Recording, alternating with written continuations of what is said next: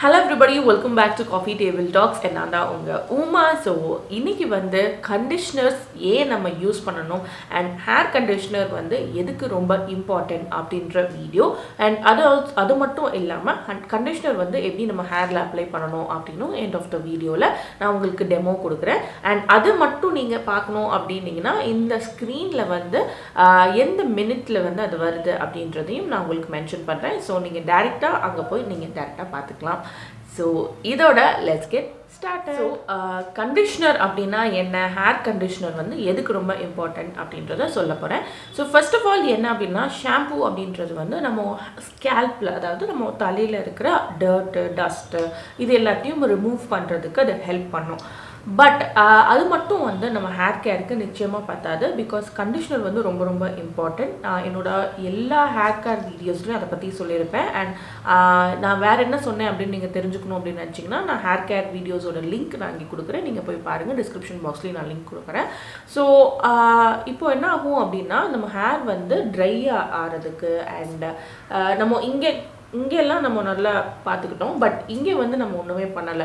So நம்ம conditioner பண்ணாதனால என்ன ஆகும் அப்படின்னிங்கன்னா நமக்கு வந்து ஸ்ப்ளிட் எண்ட்ஸ் வரும், ட்ரையாக இருக்கும், ஹேர் டேமேஜாக இருக்கும். ஸோ வந்து நம்ம கண்டிஷனர் வந்து ரொம்ப இம்பார்ட்டன்ட். ஸோ நமக்கு ஹேர் ட்ரையாகவும் டேமேஜாகவும் இல்லாமல் ஸ்மூத்தாக இருக்கிறதுக்கு நமக்கு ஷாம்பூ மட்டும் பத்தாது, கண்டிஷனர் வந்து ஒரு முக்கியமான ஸ்டெப். அதை நம்ம பண்ணி தான் ஆகணும். ஸோ நான் மற்ற வீடியோவில் சொன்ன மாதிரி இங்கேயும் நான் சொல்கிறேன். என்ன ஆகும் அப்படின்னா உங்களுக்கு ஸ்ப்ளிட் எண்ட்ஸ் இருக்கிறப்போ உங்களுக்கு பிரேக்கேஜ் வரும், ஹேர் ஃபால் வரும், பிரேக்கேஜ் எல்லாமே வரும். ஸோ அந்த பிரேக்கேஜாக கண்ட்ரோல் பண்ணணும் அப்படின்னா கண்டிஷனர் வந்து ரொம்ப இம்பார்ட்டண்ட்டான ஒரு விஷயம். இன்னொரு விஷயம் என்ன அப்படின்னா கண்டிஷனர் எப்போ யூஸ் பண்ணணும் அப்படின்றப்போ கண்டிஷனர் நீங்கள் எப்பெல்லாம் தலை குளிக்கிறீங்களோ அப்போல்லாம் நீங்கள் வந்து கண்டிஷனர் யூஸ் பண்ணணும். அண்ட் கண்டிஷனர் வந்து அந்த ஆர்டர் என்ன அப்படின்னு பார்த்தீங்கன்னா நீங்கள் வந்து தலைக்கு ஆயில் தேய்ச்சி மசாஜ் பண்ணியிருக்கீங்க அப்படின்னா அதுக்கப்புறம் நீங்கள் ஷாம்பூ வச்சு நீங்கள் எப்பவும் போல் நீங்கள் குளிக்கலாம்.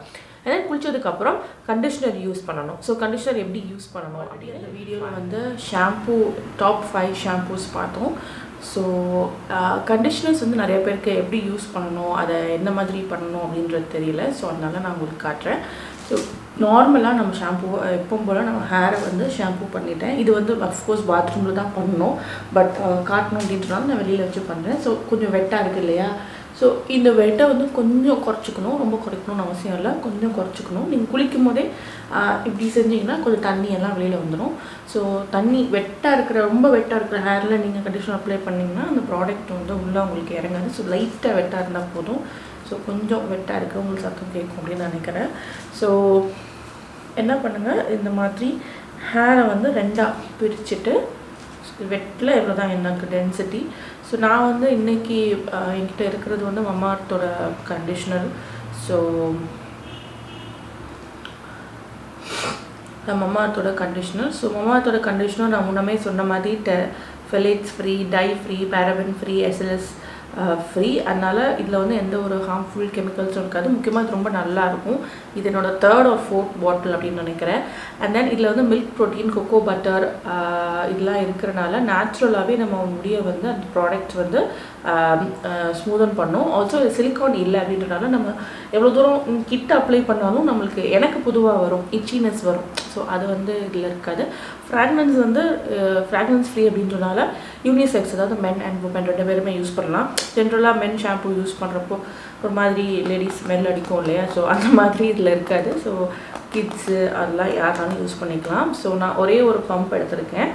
ஸோ என்னோடய முடி லென்த் வந்து இவ்வளோனா என்னோடய செஸ்ட் வரைக்கும் வரும். ஒரு காயின் சைஸ், ₹1 சைஸ் எடுத்திருக்கேன். அண்ட் தென் இதை வந்து இங்கே நான் பண்ணலை. ஸோ இந்த இடத்துல நான் ஃபிங்கர் டிப்ஸில் இந்த மாதிரி மசாஜ் பண்ணிவிட்டு ஃபஸ்ட்டு கீழேருந்து ஆரம்பிக்கணும் நம்ம. ஸோ இந்த இடத்துல தான் நமக்கு கண்டிஷனர் தேவை, இங்கே தான் நமக்கு ஸ்ப்ளிட் எண்ட்ஸ் எல்லாம் இருக்கும். ஸோ அதனால் இந்த இடத்துலேருந்து ஆரம்பிக்கணும். ஸோ இந்த இடத்துலேருந்து இந்த மாதிரி செய்வேன். ஸோ இந்த மாதிரி நல்லா மசாஜ் பண்ணிவிட்டு அப்புறம் மிச்சம் இருக்கும் இல்லையா அதை வந்து இங்கே கொண்டு வருவேன். ஸோ ஃபஸ்ட்டு நம்ம கீழேருந்து பண்ணணும். ஷாம்பூ மாதிரி இங்கே போட்டு கண்டிஷனர் பண்ணோம் அப்படின்னா நம்மளுக்கு டேண்ட்ரஃப் வரும், இச்சினஸ். இந்த ஷாம்பு சிலிக்கான் ஃப்ரீ அப்படின்றனால நீங்கள் வச்சாலும் ஒன்றும் ப்ராப்ளம் கிடையாது. பட் ஸ்டில் சிலிக்கான் ஃப்ரீ இல்லாத நார்மல் கண்டிஷனர்ஸ்லாம் நீங்கள் ஸ்கேல்ப்புக்கு எவ்வளோ காரணம்னாலும் கொண்டு போயிடாதீங்க. இட் வில் ஆக்சுவலி உங்கள் முடி வந்து ரொம்ப இதாகிடும். ஸோ இந்த மிச்சம் இருக்குது இல்லையா, ஸோ எனக்கு எங்கெங்கே ஃப்ளைஅவேஸ் இருக்கும், இந்த இடத்துல ஃப்ளைஅவேஸ் இருக்கும், நம்மளுக்கு ஃப்ரிஸி ஆகும். ஸோ இந்த இடத்துல, அதுக்கப்புறம் இந்த இடத்துல இருக்கும் இல்லையா, இங்கே நம்மளுக்கு ஃப்ளைஅவேஸ் இருக்கும். ஸோ இங்கே, அப்புறம் இந்த மிச்ச இடத்துல இப்படி குயிக்காக ஒர்க் பண்ணிட்டீங்கன்னா எடுத்துடலாம். பெருசாலாம் ஹேர் ஃபால் இல்லை, ஒரு இவ்வளோ தான். கிட்ட பார்த்திங்கன்னா தெரியும், ஒரு 4-5 முடி. ஸோ இது வந்து ரொம்ப நார்மல். இன்ஃபேக்ட் நான் ஒரு எக்ஸ்பெரிமெண்ட்டும் பண்ணுறேன், நான் சீக்கிரம் அதை காட்டுறேன் உங்களுக்கு. One side sulphate shampoo and one side sulphate free shampoo எவ்வளோ முடி கொட்டுது அப்படின்றது நான் காட்டுறேன். ஸோ இது வந்து கண்டிஷனர் அப்ளை பண்ணியாச்சு. ஸோ இது இருக்கட்டும். அண்ட் தென் வந்து முக்கியமாக கர்லி ஹேர் அண்ட் ஃப்ரிஸி ஹேருக்கு வந்து கண்டிஷனர் ரொம்ப தேவை. அண்ட் அவங்களுக்கு வந்து டிஃப்ரெண்ட்டான ஒரு மெத்தடில் வந்து நம்ம கண்டிஷனர் அப்ளை பண்ணணும். ஸோ அது எப்படி அப்படின்றத இப்போ நம்ம பார்க்கலாம். கண்டிஷனர் வந்து ரொம்ப கம்மியாக தான் எடுக்கணும், உங்களோட ஹேர் டைப் பொறுத்து. எனக்கு கொஞ்சம் ஸ்ட்ரெயிட் வேவி அப்படின்றதுனால நான் கொஞ்சம் கம்மியாக எடுத்தேன். ஸோ இதுவே நீங்கள் கர்லி ஹேர் இல்லைன்னா கர்லி ஹேர்லேயே கொஞ்சம் வேறு டைப் அப்படின்னா நான் பண்ணுறேன், இப்போ நான் காட்டுற மெத்தட் நீங்கள் பார்த்தீங்கன்னா ரொம்ப நல்லாயிருக்கும். வந்து இதே மாதிரி அதே அளவு எடுத்துக்கணும். இப்போ வேவி கண்டிஷனர் கர்லி ஹேர்னால் கொஞ்சம் நிறையா உங்களுக்கு தேவைப்படும். அதுக்கப்புறம் இந்த மாதிரி வச்சுட்டு இப்போது உங்களுக்கு இப்படி தடவிட்டு ரூட்ஸ்லாம் நல்லா ஒர்க் பண்ணிக்கோங்க. இந்த மாதிரி நல்லா தடவினோம். அப்ளை பண்ணிவிட்டு நீங்கள் வந்து கர்லி ஹேர் அப்படின்னா இப்படி செய்யணும், இப்படி செஞ்சிங்கன்னா உங்கள் சத்தம் கேட்குதா, இதுதான் அந்த ஸ்குஷ் மெத்தட். ஸோ இப்படி செய்கிறப்போ உங்களுக்கு நேச்சுரலாக அந்த கேர்ள்ஸ் வந்து மெயின்டைன் ஆகும். இல்லை கொஞ்சம் கர்லியாக எனக்கு வேணும் ஹேரு அப்படின்னு நீங்கள் நினச்சாலும் நார்மல் ஹேர் கூட அப்படி செய்யலாம். இப்போ பார்த்தீங்கன்னா தெரியும் கேர்ள்ஸ் வருதா. ஸோ கர்லி ஹேருக்கு இது கரெக்டாக இருக்கும், உங்களுக்கு ரொம்ப நல்லாயிருக்கும். அது மாதிரி எல்லா இடத்துலையுமே அந்த ப்ராடக்ட் போயிடும். முக்கியமாக நீங்கள் இந்த இடத்துல தான் கான்சன்ட்ரேட் பண்ணணும். நான் இப்போ செஞ்ச மாதிரி இந்த ஹேரில் செஞ்ச மாதிரி செய்யணும், நார்மல் ஹேருக்கு இந்த மாதிரி செஞ்சால் போதும். ஸோ நான் மறுபடியும் இந்த ஒர்க் அவுட் பண்ணி கர்லி ஹேர் இப்படி பண்ணிட்டு திருப்பி இப்படி பண்ணிடாதீங்க. பட் நான் மற்றவங்களுக்காக சொல்கிறேன். ஸோ என்னோடய ஹேர் டைப்புக்காக நான் ஃபுல்லாக ஒர்க் பண்ணிக்கிறேன். அண்ட் இங்கேயும் நல்லா ஒர்க் பண்ணிக்கிறேன். அதான் அண்ட் ஃப்ரண்ட்டில் நான் ரொம்ப கம்மியாக தான் எடுக்கிறேன், பிகாஸ் எனக்கு ரொம்ப ஆயிலியாக இருக்கும் ஃப்ரண்ட்டில் ஜென்ரலாகவே. ஸோ கண்டிஷ்னர் எப்போவுமே ஃபேஸில் படாமல் பார்த்துக்கோங்க. முக்கியமாக பிம்பிள்ஸ்லாம் இருந்தால் ஃபேஸில் படாமல் பார்த்துக்கோங்க.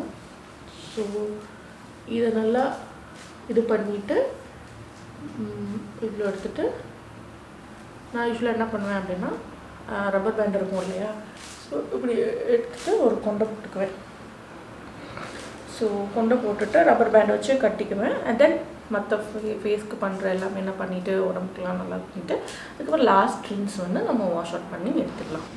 ஸோ கண்டிஷ்னர் யூஸ் பண்ணதுக்கப்புறம் அந்த கண்டிஷ்னரை வந்து கொஞ்சம் நேரம் நம்ம ஹேரில் செட் பண்ணி வைக்கணும். ஸோ அது ஹேரில் செட் பண்ணிகிட்டு இருக்கிறப்ப நீங்கள் வந்து பாத்ரூமில் தான் அஃப்கோர்ஸ் இருப்பீங்க. ஸோ நீங்கள் வந்து மற்ற வேலை ஏதாவது இருந்தால் பண்ணிக்கலாம். அண்ட் தென் கண்டிஷ்னரை வாஷ் பண்ணணும். கண்டிஷ்னரை வாஷ் பண்ணதுக்கப்புறம் ஹேரை வந்து ஹேர் ட்ரை பண்ணுறீங்க, ப்ளோ ட்ரை பண்ணுறீங்க, நீங்கள் எப்படி ஹேர் ட்ரை பண்ணுறீங்களோ அது ஃபைன். அண்ட் தென் அதுக்கப்புறமா நீங்கள் வந்து சீரம் அப்ளை பண்ணணும். ஸோ இதுதான் ஹேர் கேருக்கு உண்டான ஒரு ஸ்டெப்.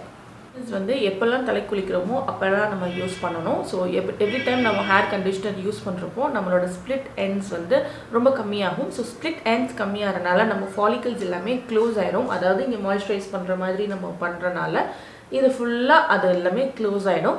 ஸோ இப்படி க்ளோஸ் ஆகிறனால நமக்கு வந்து ஹேர் ஃபால் வந்து ரொம்பவே கம்மியாகும். அது மட்டும் இல்லாமல் ஹேர் பிரேக்கேஜும் ரொம்ப கம்மியாகும்.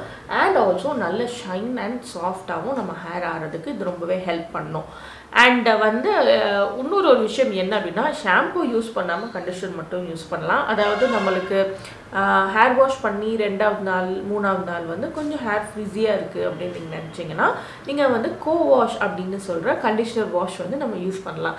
ஸோ அது எப்படி பண்ணணும் அப்படின்னா, ஜென்ரலாக நம்ம எப்பவும் போல தலைக்கு குளிச்சுட்டு அண்ட் தென் ஸ்ட்ராண்ட்ஸுக்கு மட்டும், ஸ்கேல்பில் அப்ளை பண்ணக்கூடாது, இந்த ஸ்ட்ராண்ட்ஸ்க்கு மட்டும் நம்ம வந்து கண்டிஷனர் அப்ளை பண்ணிவிட்டு நம்ம வாஷ் பண்ணிவிட்டு வந்தோம் அப்படின்னா நம்ம ஹேர் இன்னும் நல்லா சாஃப்டாக மெயின்டைன் ஆகும். எப்போவுமே கண்டிஷ்னர்ஸ் வந்து அப்ளை பண்ணும்போது கொஞ்சம் எக்ஸஸ் தண்ணி இருந்துச்சுன்னா தண்ணி கொஞ்சம் ரிமூவ் பண்ணிவிட்டு அதுக்கப்புறம் நம்ம வந்து அப்ளை பண்ணணும். ஸோ அப்படி நம்ம பண்ணுறப்ப தான் அந்த ப்ராடக்ட் வந்து அந்த ப்ராடக்டோட ஃபுல் பெனிஃபிட் வந்து நம்மளோட ஹேரில் வந்து அது ரீச் ஆகும். அண்ட் கண்டிஷ்னர்ஸ்லேயே டிஃப்ரெண்ட் டைப்ஸ் இருக்குது. அண்ட் சில கண்டிஷ்னர்ஸ் வந்து லீவ் இன் கண்டிஷ்னர்ஸ் அப்படி சொல்லுவாங்க. அதாவது நம்ம அதை அப்ளை பண்ணிவிட்டு வாஷ் பண்ண தேவை கிடையாது.